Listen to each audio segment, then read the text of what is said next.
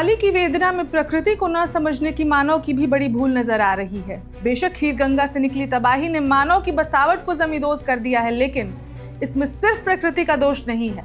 आप सोच रहे होंगे कि ये मैं क्या बोल रही हूँ, ये तो एक प्राकृतिक आपदा है, इसका ठीकरा क्या मैं इंसानों पर फोड़ना चाहती हूँ? लेकिन ऐसा मैं नहीं कह रही। इसरो द्वारा दिखाए गए एक सैटेलाइट इमेज से पता चलता है। ये कहानी 1, 2, 3 दिन की नहीं है, ये कहानी वर्षों की है, ये कहानी सदियों से है। नमस्कार, मैं ऋचा पराशर और आप देख रहे हैं वन इंडिया हिंदी। उत्तरकाशी के धराली में हुई आपदा ने मानव जनजीवन को हिला कर रख दिया है। कई जिंदगियां तबाह हो गई हैं। राहत और बचाव के कार्य अभी चल ही रहे हैं, लेकिन इसी बीच इसरो यानी इंडियन स्पेस रिसर्च ऑर्गेनाइजेशन की कुछ ऐसी तस्वीरें शेयर की हैं जो इस आपदा की कुछ और ही कहानी बयान कर रही है। रिपोर्ट्स के मुताबिक उच्च हिमालयी क्षेत्रों में इस तरह की घटनाएं होना सामान्य है। खीरगंगा में भी यही हुआ, लेकिन असामान्य तो ये है कि हम ही प्रकृति की राह में जाकर खड़े हो गए। इसरो की ओर से अब तक जारी किए गए सैटेलाइट इमेज बताते हैं कि जल प्रलय में जो मलबा आया वह खीरगंगा के मूल कैचमेंट में ही जाकर पसरा और ठहर गया। खीरगंगा का कैचमेंट निचले क्षेत्र में 50 से 100 मीटर तक फैला है। श्रीकंठ पर्वत के ग्लेशियर से यह क्षेत्र तीव्र ढाल के साथ खीरगंगा के माध्यम से सीधे जुड़ा हुआ है। इससे स्पष्ट होता है कि निचले क्षेत्र में जो भी बसावट हुई वो वर्तमान की भांति ही दशकों पहले आए मलबे के ऊपर की गई। अब उसी वाटर रिसीवर क्षेत्र में फिर से मलबा पसर गया है।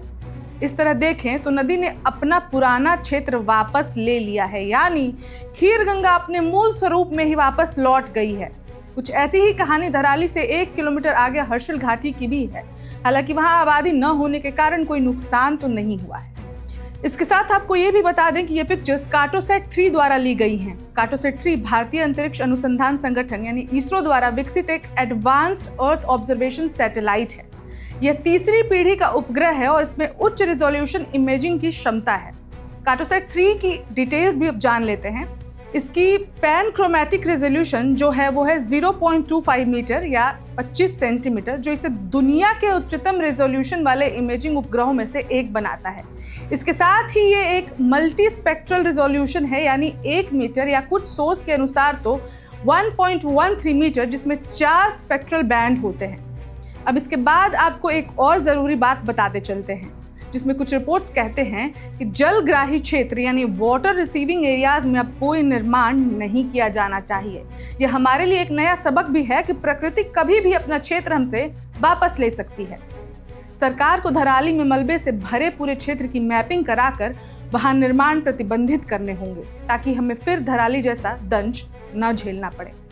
इसरो द्वारा शेयर्ड इमेज इसलिए भी महत्वपूर्ण हो जाते हैं क्योंकि ये जो कार्टोसैट 3 सैटेलाइट है, इसका इंस्टॉलेशन ही ऐसे सिचुएशंस के लिए हुआ था। अब एक बार ये भी जान लेते हैं कि ये सैटेलाइट कौन कौन से इमेज प्रदान करने के सक्षम है और इसका उपयोग कहाँ कहाँ होता है। अब सबसे पहले आपको बता दें कि इसका इस्तेमाल नगरीय योजना में होता है, यानी बड़े पैमाने पर मैपिंग और संसाधन प्रबंधन के लिए होता है। इसके अलावा ग्रामीण संसाधन विकास में बुनियादी ढांचे का विकास और भूमि उपयोग योजना के लिए ये यूज किया जाता है।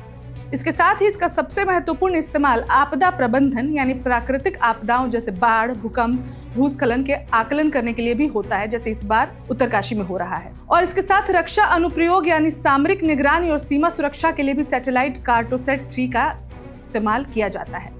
खैर, ये सब समझने के बाद भी प्रश्न तो अब भी वही है कि प्रकृति के साथ छेड़छाड़ हमारे लिए कितना नुकसानदेह हो सकता है। इंसान कब समझेगा? पहले केदारनाथ, अब उत्तरकाशी। प्रकृति तो अपना रास्ता ढूंढ ही लेती है। इसमें हमारा कितना नुकसान है और हमारा कितना दोष है, ये आप हमें कमेंट करके बताइए।